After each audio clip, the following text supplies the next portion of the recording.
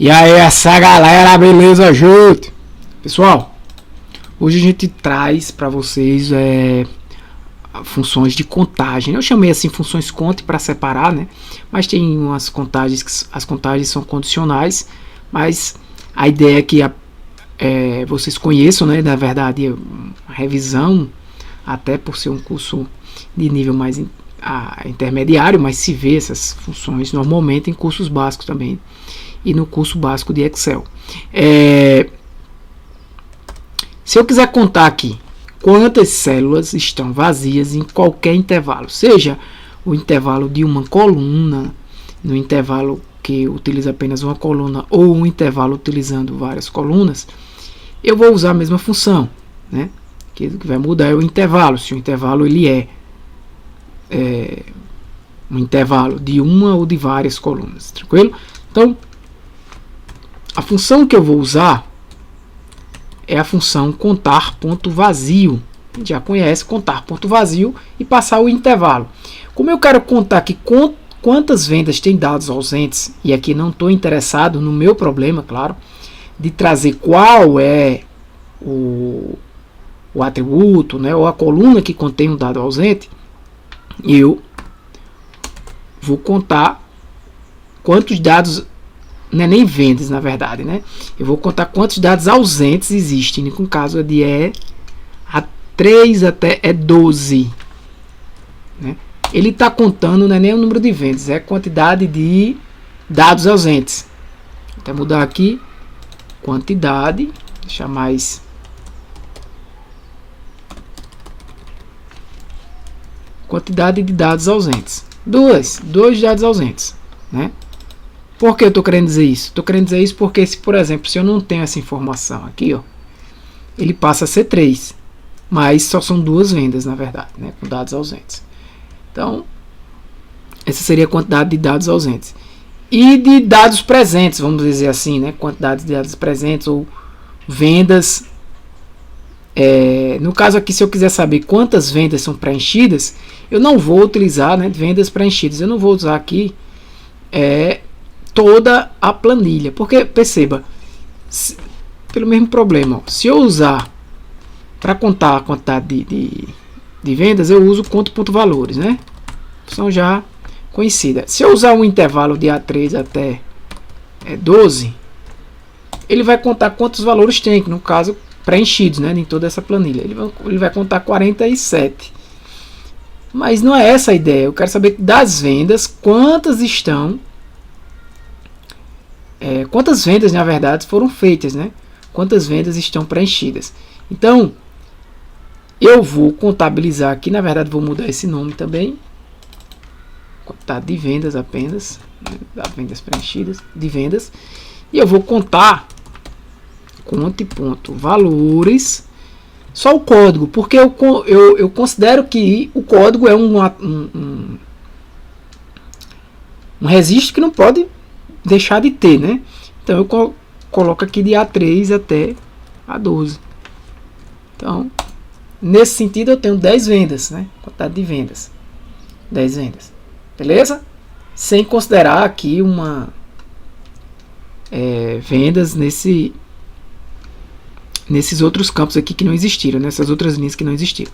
Eu poderia utilizar valores se eu disser que o campo valor ele é um campo obrigatório. E aí lembra daquela aulinha de validação, né, de entrada de dados. Você pode colocar aqui esse campo como campo obrigatório, e aí você poderia utilizar ele nessa contagem, né, para saber quantas vendas foram realizadas.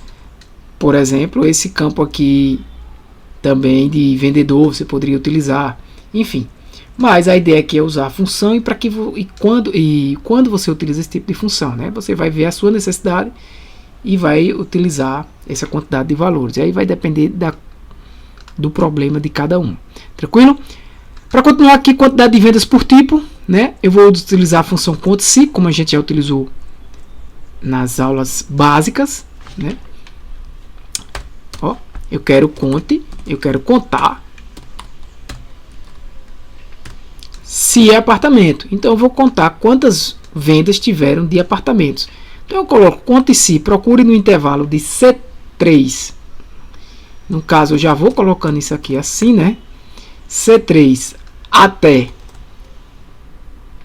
C12, se existe o critério I3. E aqui eu não vou utilizar referência absoluta, né? Porque vai ser mudado. Observe que são 4 apartamentos vendidos, né? 4 apartamentos vendidos. Da mesma forma, eu posso dar um Ctrl C aqui e um Ctrl V e saber quantas casas foram vendidas: 2, um sítio, um terreno e nenhuma chácara, né? Ele vai utilizar a mesma fórmula, de C3 até C12 permanece constante, e 4 vai ser alterado, e 5, e 6 e 7, porque aqui eu não usei a referência absoluta para a coluna I. Atenção, galera, isso aqui, preste atenção, que eu estou usando um intervalo limitado, né? Na prática, você vai utilizar esse intervalo, né, quando você tiver sua planilha, dependendo do tamanho de sua planilha, a ideia é que você utilize, não fique sempre alterando essa fórmula, né? A ideia é que ela vá, que ela sirva para todos para toda a planilha, né? Então você normalmente utiliza um intervalo maior do que esse aqui, tá? Da mesma forma, Maria Antônia, Ana Rita, Antônio, né? Eu quero saber quantas vendas tiveram cada um desses vendedores. Eu vou utilizar a mesma função, só que agora eu vou procurar no intervalo da coluna E, porque é lá onde se encontram os vendedores. Então aqui é até esse não, até esse aqui. Beleza? Então vai procurar quem? Vai procurar aí 10, né? Procure 10 lá. Feche. E ok. Tem 3 vendas Maria Antônia. E os demais, tranquilo. Beleza? Para finalizar, eu quero fazer agora uma contagem de vendedor e tipo. Observe que aqui tem um cruzamento de tipo de imóvel com todos os vendedores, né? Então, claro que eu não vou fazer a fórmula de cada um, né? Vou ver só de um e arrastar. Aqui o conte se não é suficiente. Por quê?